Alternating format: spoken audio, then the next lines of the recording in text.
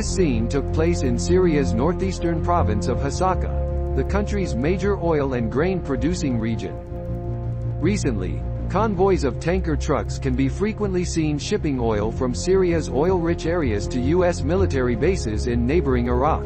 The Syrian oil ministry said the U.S. and its mercenaries are stealing an average of 66,000 barrels of oil per day, accounting for about 80% of the country's oil output. In the meantime, Syrians are still facing a gas shortage as drivers have to wait in long lines at gas stations to refuel their cars. Experts said the U.S. has committed violations in Syria since 2014 in two ways, namely plundering resources under the pretext of fighting the Islamic State or IS, and imposing suffocating economic sanctions on this war-torn country. The United States of America is literally stealing Syrian oil and attempting to destroy the Syrian agricultural production in the eastern region. The food basket of Syria, through damaging the harvests of wheat and stealing it, as well as preventing farmers from planting on their lands, imposing unfair sanctions and displacing them from their homes as a result of the U.S. military operations. Some have denounced looting and plundering Syrian national resources as one of the ugliest images, which is worsening the local humanitarian crisis.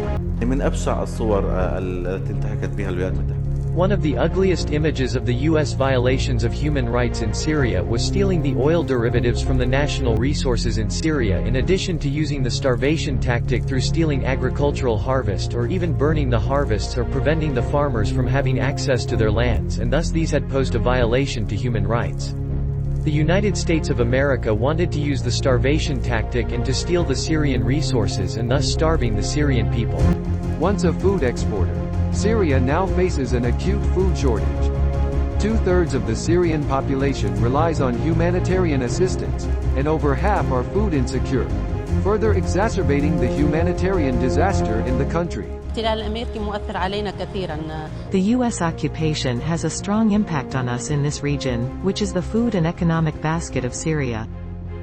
The region has many good things including wheat, barley, and oil, meaning an integrated food basket for the Syrian people.